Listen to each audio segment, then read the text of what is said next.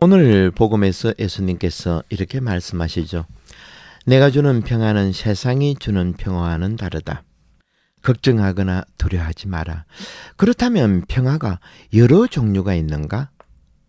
예수님께서 말씀하신 평안은 어떤 것일까 하는 질문을 할 겁니다. 사실 구약의 야훼 하느님은 이스라엘 백성들이 왕정 제도를 만드는 것에 반대하셨습니다. 하지만 당시 이스라엘 백성들은 자기들도 인근의 다른 국가처럼 왕을 세우기를 끊임없이 주장했습니다. 자식 이기는 부모가 없다는 말처럼 할 수 없이 사울을 왕으로 세웠죠. 사무엘 9장에 이런 말이 나옵니다.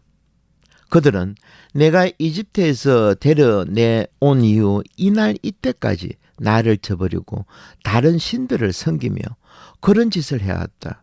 너희한테도 지금 그렇게 하는 것이다. 그러니 이제 그들의 말을 들어주어라. 엄히 경고하여 왕이 그들을 어떻게 다스릴 것인지를 일러주어라. 그리고 판관기 9장에서도 나무들의 비유를 통해 왕정 제도가 얼마나 위험하고 하느님께서 주시고자 하는 평화와 반대되는 것임을 알려줍니다. 이 비유를 보면 나무들이 자기들을 다스릴 왕을 세우기로 결정하고 나무들 중에 뛰어난 올리브나무, 무화과나무, 포도나무에게 찾아가 간청하지만 훌륭한 나무들은 모두 반대합니다. 마지막으로 쓸모없는 가시나무를 찾아가 어렵게 허락을 받지만 가시나무로부터 이런 말까지 듣습니다. 너희가 정말 나를 왕으로 모시려는가? 정녕 그렇거든 와서 내 그늘 아래 숨으라.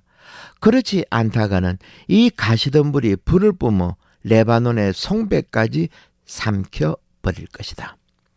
여러분, 이 성경 말씀들을 통해 예수님께서 우리에게 주고자 했던 평화가 무엇인지 그 정체가 드러나죠.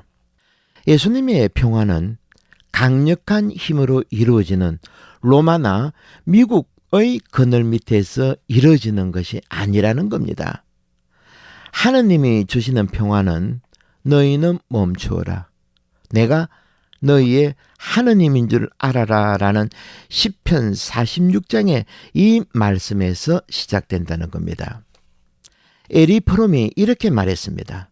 무조건 제도화된 인간은 불복종의 능력을 잃게 되고 심지어 자신이 복종하고 있다는 사실조차 모르게 된다.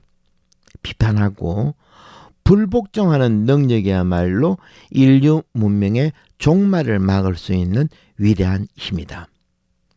그리고 13세기 영성가인 에크하르트도 이렇게 말했습니다. 나의 인생은 무엇일까? 그것은 외부에서 이루어지는 것이 아니라 내부에서 움직이지는 삶이다. 인간은 모름지기 자기 자신의 외부에서 하느님을 생각하고 하느님을 인식할 것이 아니라 우리 마음속에서 하느님을 발견하도록 하는 것이다. 이처럼 예수님께서 주시는 평화는 외부에서가 아니라 내 안에서 성령과 함께 솟아나는 것임을 잊어서는 안 된다는 겁니다.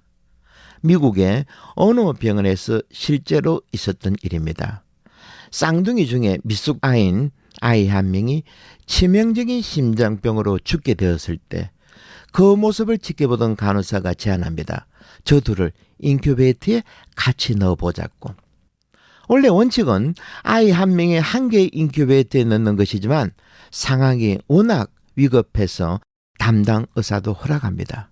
그런데 그 둘을 하나로 넣는 순간에 기적이 일어나는데 건강한 아이가 아픈 동생을 본능적으로 끌어안는 겁니다. 그러자 죽어가는 아이의 심장과 맥박이 정상치로 돌아왔다는 겁니다. 이 이야기에서 다시 확인할 수 있는 것은 우리 안에는 부활하신 예수님께서 보내주신 성령과 함께하는 엄청난 힘이 있음을 깨닫는 겁니다. 다시 말씀드리지만 평화는 외부에 있는 것이 아니고 내 안에 있다는 겁니다. 그래서 누군가 이런 말을 했습니다. 가장 강한 사람은 나이가 많음에도 불구하고 자기 마음을 바꿀 수 있는 사람이다. 오늘 하루도 외부 세상의 것들에서 삶의 위로와 평안을 찾을 것이 아니라 내 안에 성령과 함께하는 그런 참된 평안을 찾는 하루가 되도록 해야겠습니다.